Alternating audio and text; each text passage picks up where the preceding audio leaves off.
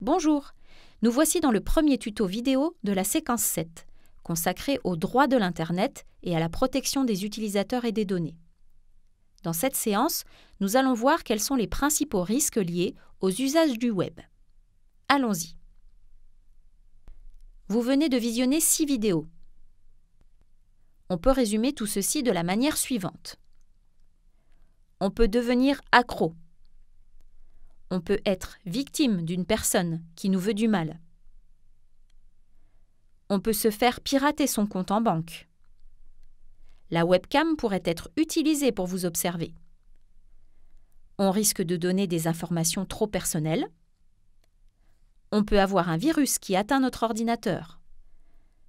Sur Snapchat, Facebook, Instagram, on peut pirater votre compte. On peut être victime de harcèlement en ligne. Sur certains jeux qui sont interdits aux moins de 18 ans, on peut avoir des images ou des scènes violentes ou choquantes. On peut tomber sur des vidéos violentes, sur des images à caractère sexuel. Il existe des gens qui se cachent derrière des pseudos et de fausses images de profil et font du cyberharcèlement. On peut se mettre à discuter avec des personnes qu'on ne connaît pas et qui cachent leur véritable identité.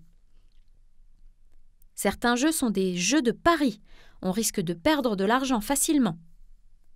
Enfin, on peut être victime d'arnaques sur des sites de vente de particulier à particulier. Pour aller plus loin, voici quelques serious games, ou jeux sérieux, pour mettre en application tout ce que l'on vient d'apprendre. 2025 Ex Machina, 4 jeux possibles. MiClick est un serious game interactif destiné à aider à l'utilisation de manière raisonnée des réseaux sociaux et à en percevoir les risques et les limites. Comme dans un jeu de rôle classique, on doit accomplir des missions qui mettent en pratique les différents aspects d'un réseau social. On peut y jouer en autonomie et terminer le jeu. NetCity, Netla, Adonaut, qui est un quiz en ligne permettant de tester ses connaissances sur les usages d'Internet et les façons responsables d'utiliser cet outil. Pour s'informer, il y a la CNIL, Commission nationale de l'informatique et des libertés, que vous pouvez découvrir en regardant le clip vidéo à l'adresse suivante. Il existe aussi d'autres sites que vous pouvez consulter. internetsanscrainte.fr, enfance.org ou educnum.fr. Vous pouvez aussi regarder cette vidéo sur Info ou Intox. Vous aurez, grâce à ces ressources, de nombreux conseils pour éviter le pire et utiliser Internet en toute sécurité.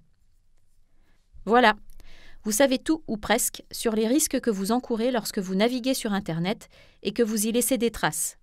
Il ne vous reste plus qu'à faire attention lorsque vous naviguez et à paramétrer correctement les différentes applications que vous utilisez. À la prochaine!